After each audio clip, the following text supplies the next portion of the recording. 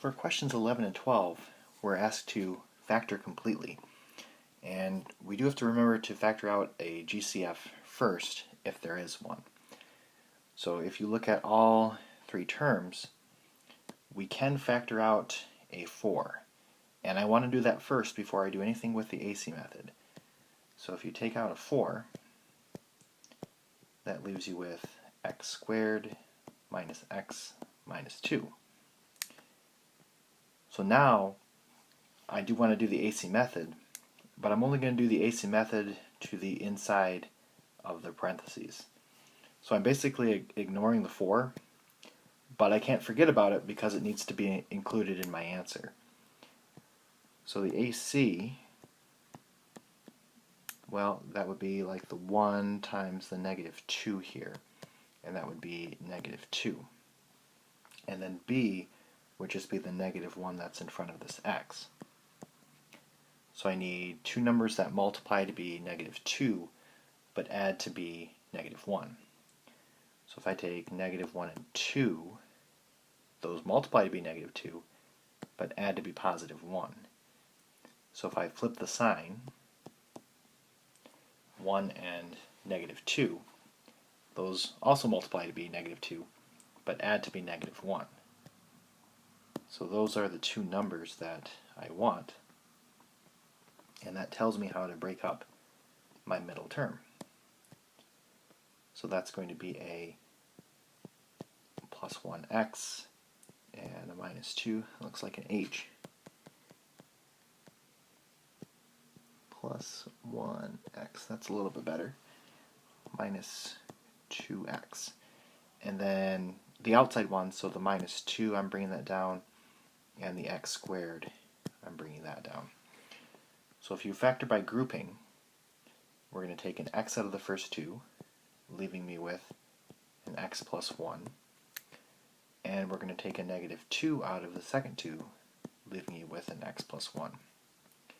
So whatever's in the parentheses, the x plus 1, I'm going to write that once.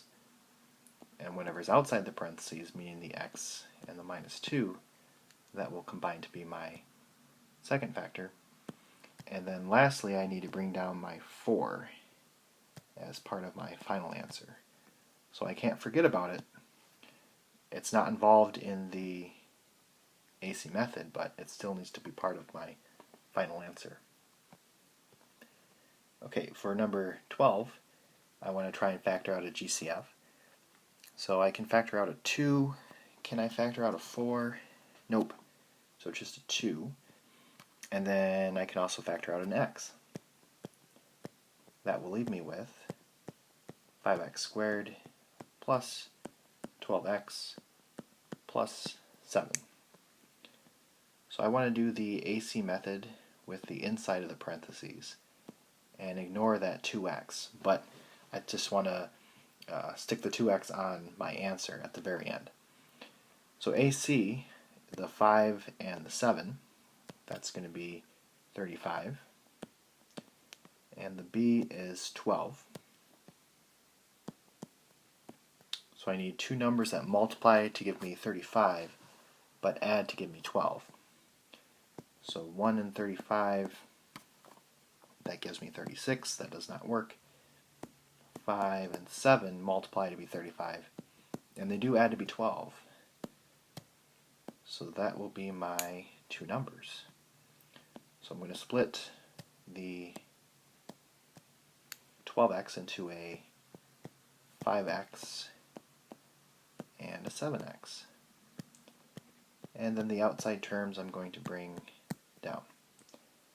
So if we factor by grouping, we can take a 5x out of the first two, leaving me with an x plus 1. And I can take a 7 out of the second two, leaving me with an x plus 1. So the x plus 1, the stuff that's in parentheses, that would be one of my factors. The 5x and the plus 7 will combine to be my other factor. And then I cannot forget about the 2x. So it's not involved in the AC method, but it does need to be part of my final answer. Just one more thing about this. Like on number 11, if you were to just use the AC method at the start, you could still arrive at the final answer eventually, but you would still have to factor out numbers. And a lot of people forget to do that. So it's best if you just factor out the GCF first, meaning the 4, and then do the AC method. So you can still get the right answer if you do the AC method first, but most people then forget to factor out the GCF afterwards. So it's a good practice to factor that GCF out first.